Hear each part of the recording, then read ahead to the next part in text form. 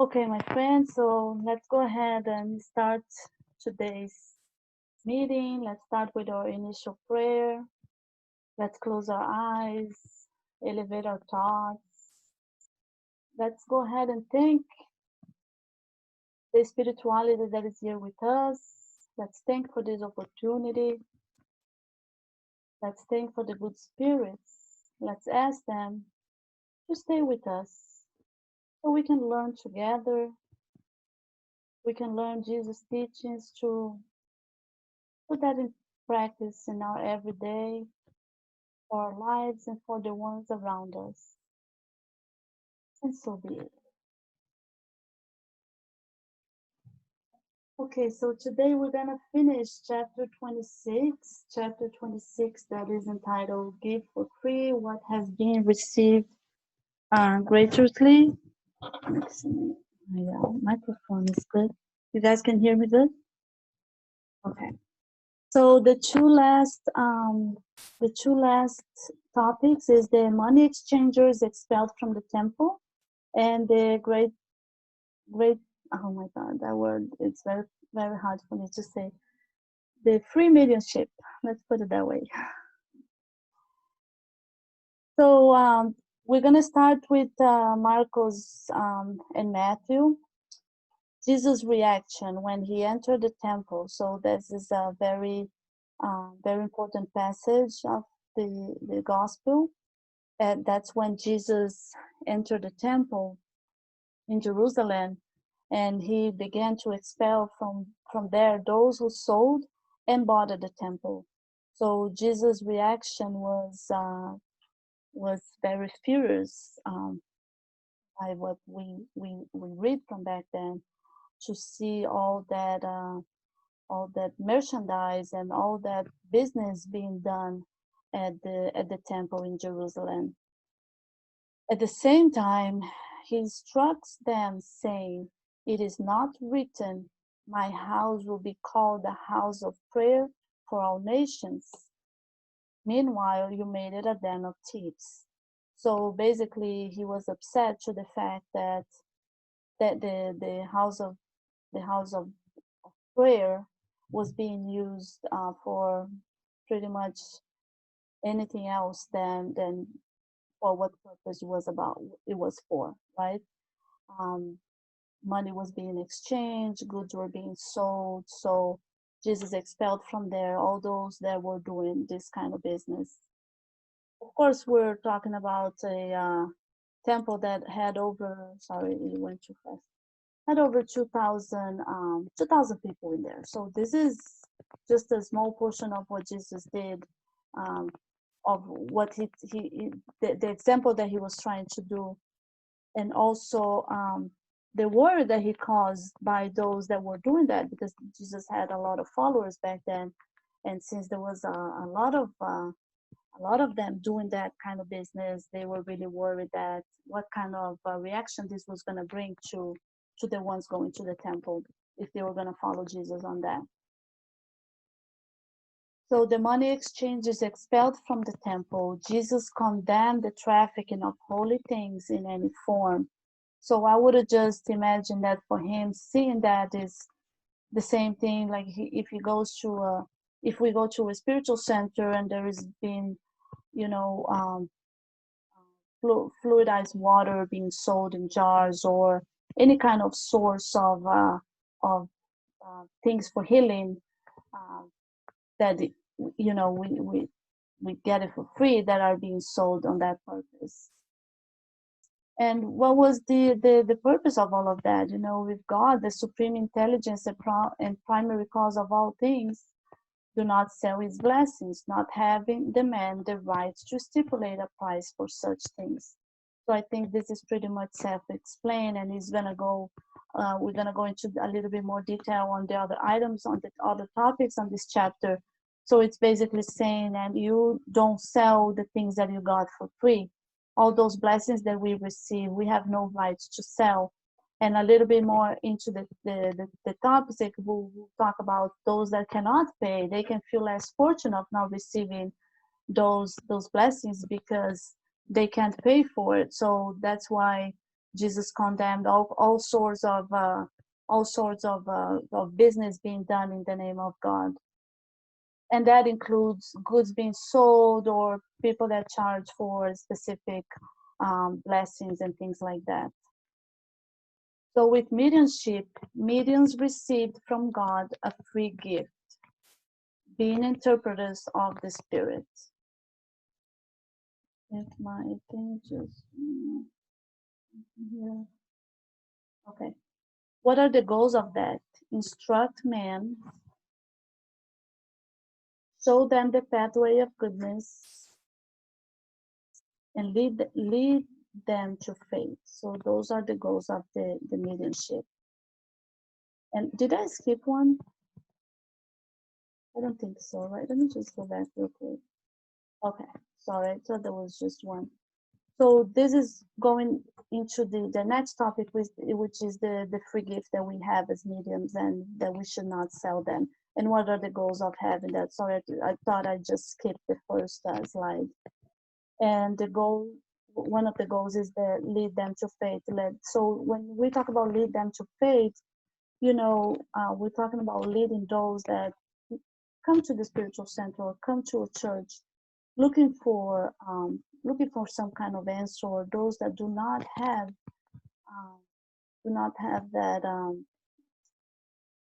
that faith very structure. So it's up to us to help them, to show them the pathway, not to show them what they should do, but just to show them the pathway to lead them to find their own faith. And what the medium should not do, not to sell them words that don't belong to them, since they are not fruits of your conceptions, not your personal works, but of spirits. So here, you know, Kardec is talking about how can you sell something that don't belong to you? Those mediums that charge for what they're doing, they can be left. Or the spirits that are assisting them can leave at any time. And what are they going to present to those that are paying for that service, right? So you cannot charge for that because they were not fruit of your, not talking about a doctor or profession that you actually went to, you studied for that. This knowledge do not belong to you. You passing words from the spirit, so you can't charge for that. And the divine will wants the light of spiritual truths to come to all. And may the poorest not be deprived of it because they cannot afford it. So again, those that do not have the money to pay, you know, they're not wealthy enough to pay some of those mediums that charge, they should not be deprived of the knowledge. And that's why this is very, especially in the spiritual, in the spiritist doctrine, it's very important. It's very serious that a medium, if they need, the example of Chico Xavier, if they need whatever they need to fulfill their personal needs, their financial needs, they should work for it and then use their spare time to help others with their mediumship. But no, in any circumstance, you should charge, especially because it's something you got for free. And second of all, because it is not your work that you're doing, it is the work of the Spirit. And with the medium, the superior spirits feel repulsed for all that shows selfish interest. They stay away from those who charge for the exercise of mediumship. But the superior spirits stay away from those that charge. Who are those spirits that are going to be close to those who charge? The condition is to have the benevolence.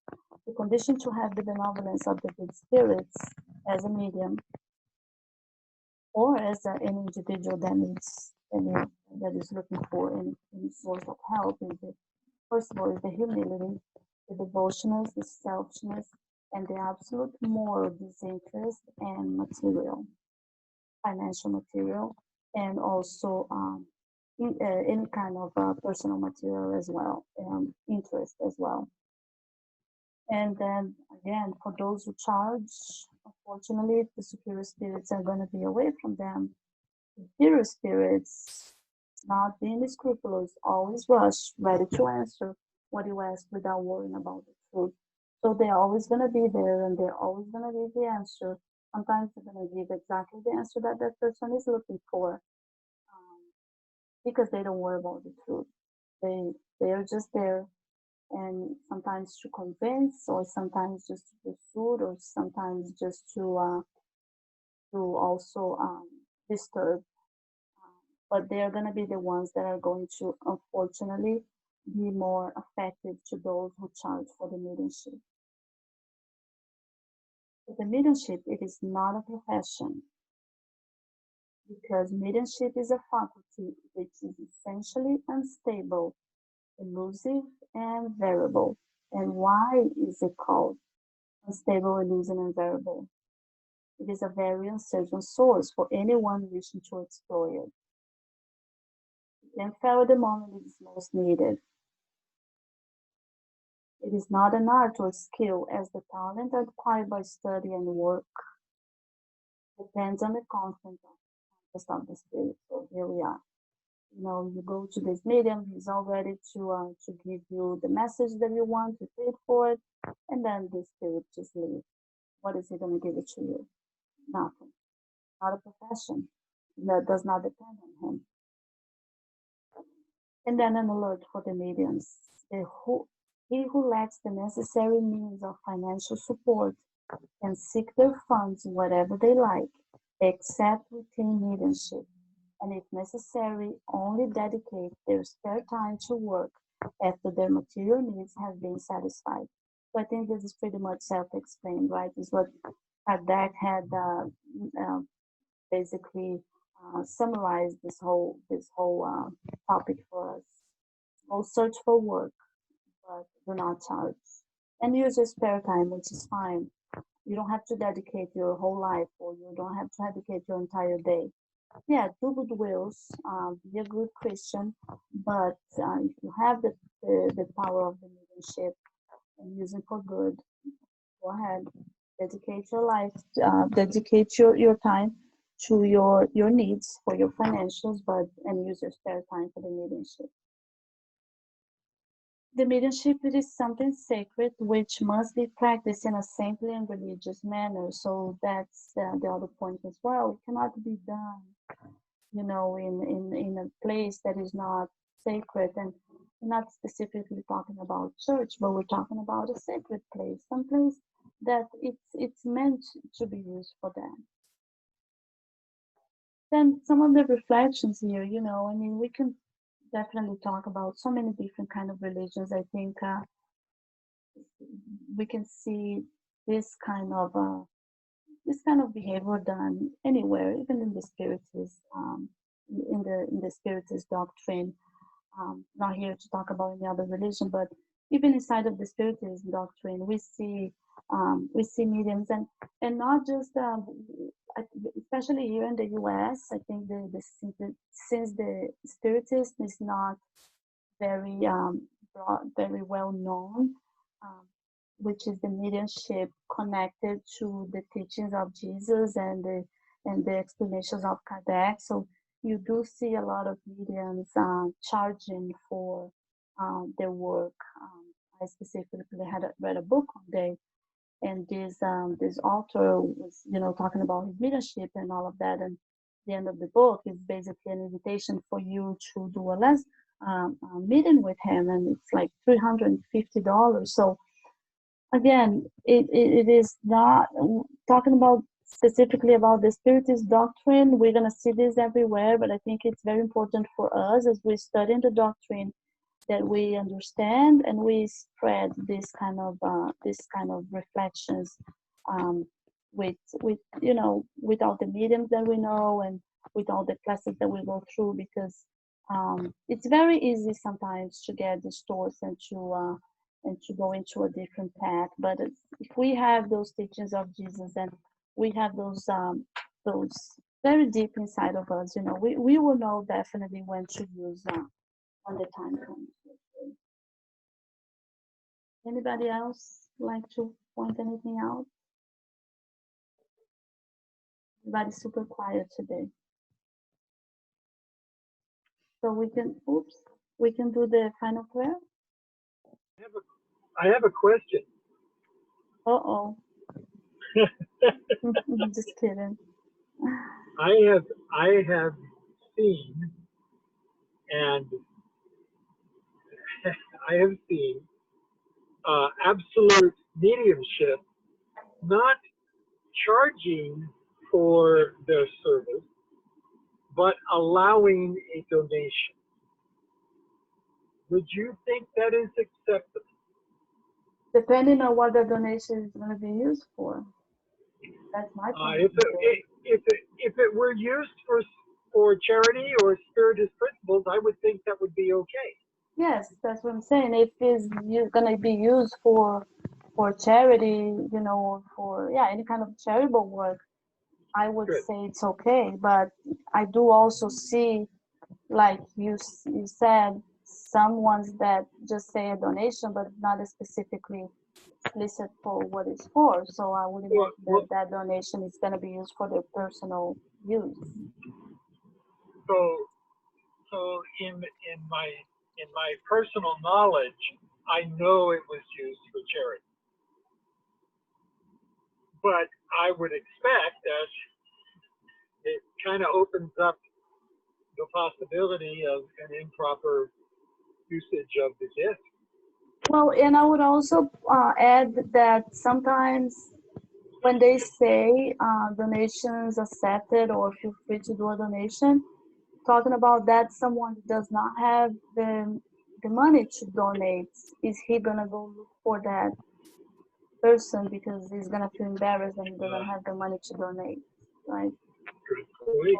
Very good. I think there is always a way to do a conversation that we do some charity if you like to help, but I honestly don't think it should be linked to any kind of service, because that it can bring to a point where you need, if you're gonna do the service, you have to do a donation. I don't know. That's my point of view. I agree. And we have to think that and remember that, like, us studying Allan Kardec and studying spiritism, for us, of course, is unacceptable. You charge for this kind of thing, but unfortunately, or I don't know, fortunately, there's a lot of people that it is a medium person. They have the mediumship thing, and they don't know the philosophy of spiritism that we study. So for them, it's kind of normal to charge. Like, it's not up to us to judge them because they don't know the knowledge we have. So, like, it's not up to us to say and point them they are right or wrong.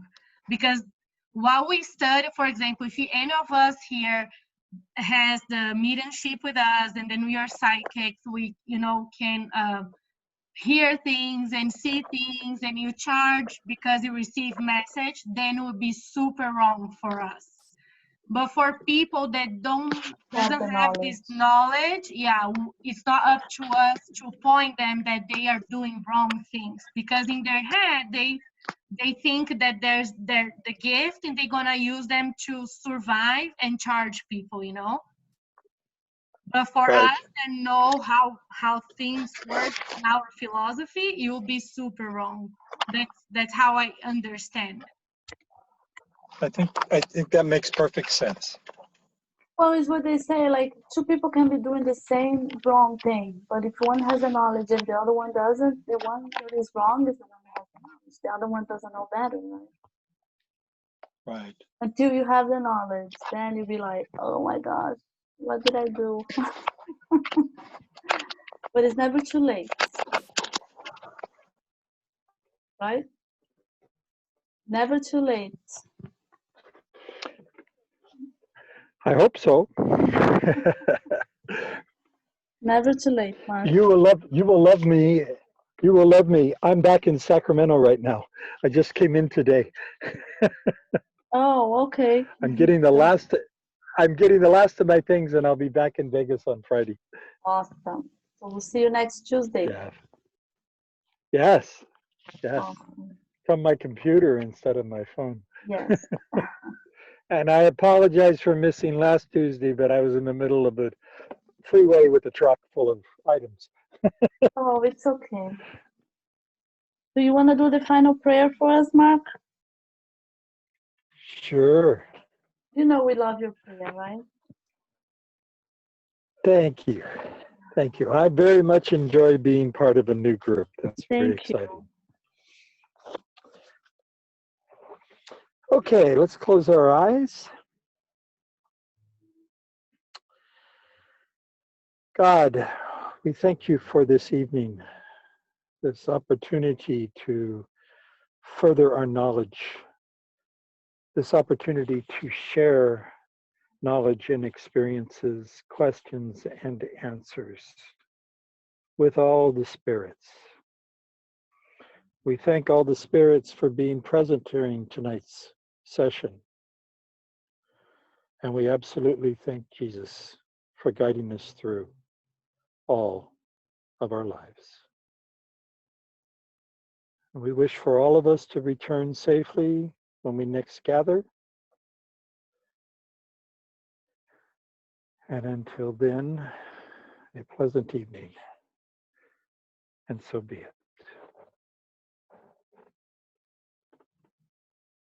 So be it. Thank you, Mark. So how is the weather there? It's colder now, huh? About 82. Yeah, it's almost chilly.